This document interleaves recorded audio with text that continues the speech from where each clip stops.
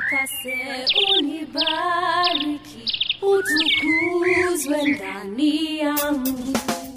Mwokozi Yesu, ninakusifu, jina lako litukuzwe, liabudiwe, lihimidiwe duniani na mbinguni. Hujambo? Natumai utakubaliana nami kwamba ungependa sana kufaulu katika maisha. Lakini hebu nikuulize swali. Ukiambiwa uchore picha ya mtu aliyefaulu sana katika maisha, utaichoraje? Hebu tusome neno la Mungu katika kitabu cha Waebrania, mlango wa 12, kifungu cha 16 na cha 17. Asiwepo muasherati wala asiyemcha Mungu kama Esau, aliyeuza urithi wake wa mzaliwa wa kwanza kwa ajili ya chakula kimoja. Maana mwajua ya kuwa hata alipotaka baadaye kuirithi baraka, alikataliwa, maana hakuona nafasi ya kutubu, ijapokuwa aliitafuta sana kwa machozi. Urithi umewasaidia wengi kufaulu katika maisha. Lakini tunaambiwa Esau aliuza urithi wake wa mzaliwa wa kwanza kwa ajili ya chakula kimoja. Yaani aliidharau haki yake ya mzaliwa wa kwanza. Na huyu Esau anaitwa muasherati. Tunaambiwa hivi: asiwepo muasherati wala asiyemcha Mungu kama Esau, aliyeuza urithi wake wa mzaliwa wa kwanza kwa ajili ya chakula kimoja. Asiwepo muasherati wala asiyemcha Mungu kama Esau. Yaani kwa maneno mengine tunaambiwa tusiwe kama Esau.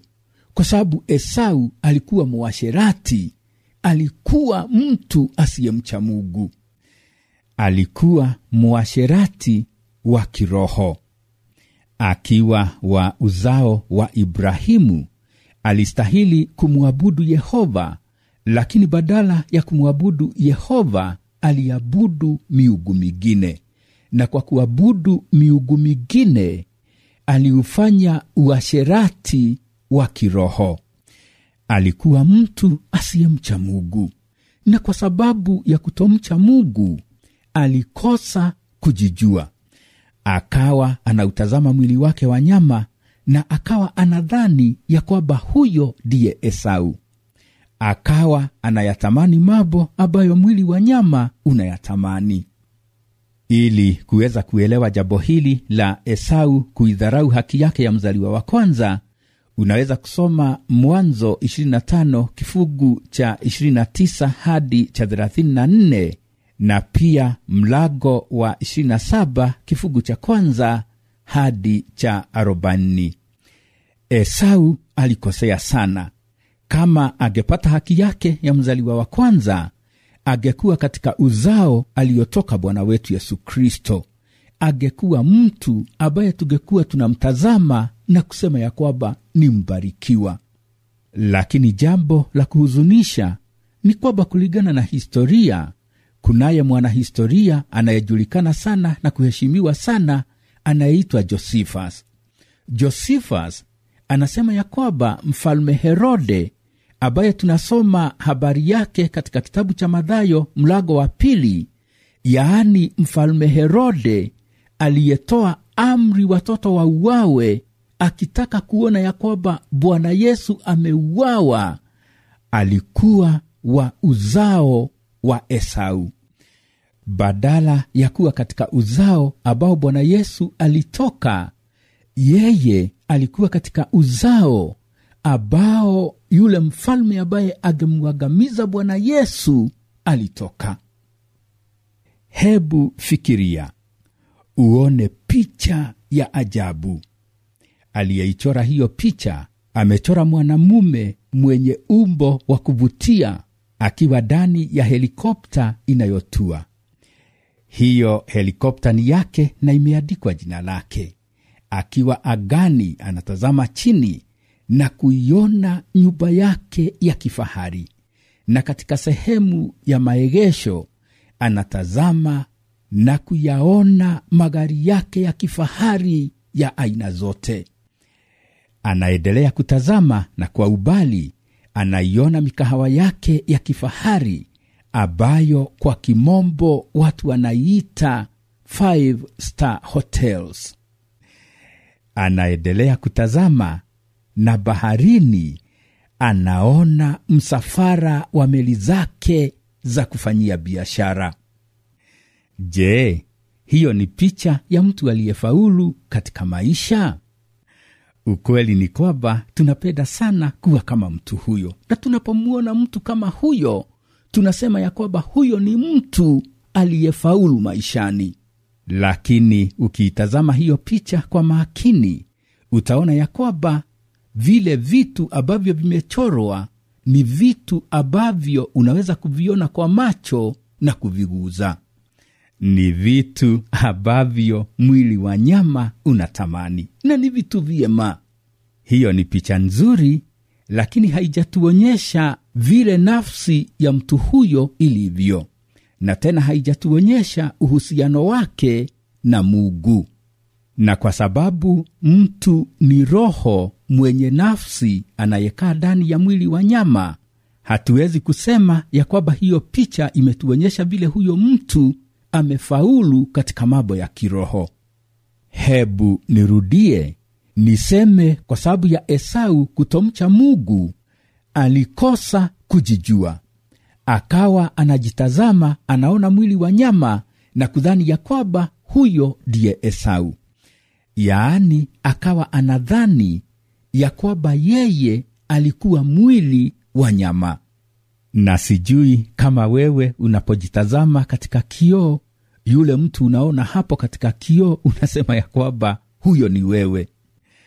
Kulingana na neno la Mungu, wewe ni roho mwenye nafsi anayekaa ndani ya mwili wa nyama. Wewe ni roho mwenye nafsi anayekaa ndani ya mwili wa nyama. Neno la Mungu katika kitabu cha Mwanzo mlango wa 1 kifungu cha 26 na cha 27 linasema, Mungu akasema, na tumfanye mtu kwa mfano wetu, kwa sura yetu, wakatawale samaki wa baharini na ndege wa angani na wanyama na nchi yote pia, na kila chenye kutabaa kitabaacho juu ya nchi. Mungu akaumba mtu kwa mfano wake, kwa mfano wa Mungu alimuumba, mwanamume na mwanamke aliwaumba. Bwana Mungu alimuumba mtu kwa mfano wake. Wewe umeumbwa kwa mfano wa Mungu. Na je, Mungu ana mwili wa nyama? Bwana Yesu katika kitabu cha Yohana mlango wa 4 kifungu cha 24 anasema, Mungu ni roho, nao wamwabuduo yeye imewapasa kumwabudu katika roho na kweli. Yesu anasema ya kwamba Mungu ni roho, na ukubuke umeumbwa kwa mfano wa Mungu. Na kwa sababu Mungu ni roho, basi na wewe pia wewe ni roho. Na diposa katika kitabu cha Mwanzo mlango wa 2 kifungu cha 7 tunamuona Bwana Mungu akilifanya jambo la maana sana. Hebu tusome. Bwana Mungu akamfanya mtu kwa mavumbi ya ardhi, akampulizia puani pumzi ya uhai. Mtu akawa nafsi hai. Yaani baada ya kumuumba mtu kwa kutumia mavumbi ya ardhi, Mungu alimpulizia puani pumzi ya uhai. Na alipofanya hivyo, mtu akawa nafsi hai. Kwa kumpulizia puani pumzi ya uhai, Mungu aliweka roho ndani ya mwili, akamweka mtu ndani ya hema. Mtu ambaye ni roho mwenye nafsi akawa amewekwa ndani ya hema ambayo ni mwili wa nyama. Hebu sikiliza vile neno la Mungu linavyosema katika waraka wa kwanza kwa Wathesalonike mlango wa 5 kifungu cha 23. Mungu wa amani mwenyewe awatakase kabisa, nanyi nafsi zenu na roho zenu na miili yenu mhifadhiwe muwe kamili bila lawama wakati wa kuja kwake Bwana wetu Yesu Kristo. Nanyi nafsi zenu na roho zenu na miili yenu, yaani wewe una nafsi, una roho, una mwili. Na niseme tena, wewe ni roho mwenye nafsi anayekaa ndani ya mwili. Na Mtume Paulo ameliweka wazi jambo hili. Hebu tusome waraka wa pili kwa Wakorintho mlango wa 5 kifungu cha 1. Kwa maana twajua ya kuwa nyumba ya maskani yetu iliyo ya dunia hii ikiharibiwa, tunalo jengo litokalo kwa Mungu, nyumba isiyofanywa kwa mikono, iliyo ya milele mbinguni. Nyumba ya maskani yetu iliyo ya dunia inayoharibiwa ni miili hii yetu ya nyama. Mwili huo wako wa nyama ni hema. Mwili huo wako wa nyama si wewe, hiyo ni hema. Wewe ni roho mwenye nafsi na unakaa ndani ya hema, hema ambayo ni mwili huo wako wa nyama. Ukiwa na nafsi, unaweza kufikiri na kufanya maamuzi na kuyatenda mambo unayotaka kuyafanya. Na ukiwa roho, unaweza kuwa na uhusiano na Bwana Mungu na hata kuweza kuyatenda mapenzi ya Bwana Mungu. Nao mwili wa nyama ni makao yako unapoendelea kuwa hapa duniani. Esau hakuelewa hivyo. Hakuelewa ya kwamba yeye ni roho mwenye nafsi anayekaa ndani ya hema, hema ambayo ni mwili wake wa nyama. Yeye aliutazama mwili wake wa nyama akadhani ya kwamba huyo ndiye yeye, na huku akiamini ya kwamba yeye ni mwili wa nyama, akawa anayatamani mambo ambayo mwili wa nyama unayatamani. Urithi wa mambo ya kiroho ukawa hauna maana, na diposa tunaambiwa ya kwamba aliuza urithi wake wa mzaliwa wa kwanza kwa ajili ya chakula kimoja.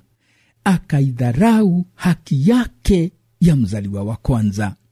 Badala ya kuwa katika uzao ambao Bwana wetu Yesu Kristo alitoka, akawa wa uzao ambao mfalme Herode alitoka, yule ambaye alitaka kumwangamiza Bwana Yesu. Na sijui kama unajua ya kwamba Bwana Mungu anataka kukupa urithi wa kiroho, kukupa urithi wa thamani, urithi wa kiroho. Hebu sikiliza vile neno la Mungu linavyosema katika waraka kwa Warumi mlango wa 8 kifungu cha 16 na cha 17. Roho mwenyewe hushuhudia pamoja na roho zetu ya kuwa sisi tu watoto wa Mungu, na kama tu watoto, basi tu warithi, warithi wa Mungu, waridhio pamoja na Kristo. Naam, tukiteswa pamoja naye ili tupate kutukuzwa pamoja naye. Sisi ambao ni watoto wa Mungu, tu warithi wa Mungu pamoja na Kristo. Hebu niyarudie maneno haya. Roho mwenyewe hushuhudia pamoja na roho zetu ya kuwa sisi tu watoto wa Mungu, na kama tu watoto, basi tu warithi, warithi wa Mungu, waridhio pamoja na Kristo. Bwana Mungu anataka uwe na urithi wa kiroho, urithi wa thamani, uwe mrithi pamoja na Kristo. Lakini ili uweze kuwa mrithi, lazima kwanza ufanyike mtoto wa Mungu. Neno la Mungu katika kitabu cha Yohana mlango wa 1 kifungu cha 11 hadi cha 13 linasema, alikuja kwake, wala walio wake hawakumpokea, bali wote waliompokea aliwapa uwezo wa kufanyika watoto wa Mungu, ndio wale waliaminio jina lake, waliozaliwa si kwa damu, wala si kwa mapenzi ya mwili, wala si kwa mapenzi ya mtu, bali kwa Mungu. Ili uweze kufanyika mtoto wa Mungu, inakubidi kumwamini Bwana Yesu akiwa Bwana na Mwokozi wa maisha yako. Ukimpokea Bwana Yesu, atakupa uwezo wa kufanyika mtoto wa Mungu. Usikubali kuwa kama Esau. Esau anaitwa mwasherati au mtu asiyemcha Mungu. Alikuwa akifanya uasherati wa kiroho. Aliabudu miungu mingine badala ya kumwabudu Yehova. Alipotea njia, na alipofanya hivyo alikosa kujijua. Akatamani mambo ambayo mwili wa nyama unayatamani, akaudharau urithi wa kiroho. Usiwe kama Esau. Mungu anataka kukupa urithi wa kiroho ulio wa thamani sana. Na ili kuupata urithi huu, unahitaji kumwamini Bwana Yesu akiwa Bwana na Mwokozi wa maisha yako. Ukifanya hivyo, utafanyika mtoto wa Mungu na utakuwa mrithi pamoja na Kristo. Utaupokea urithi wa thamani sana, urithi wa milele. Bwana akubariki unapofanya hivyo. Shalom.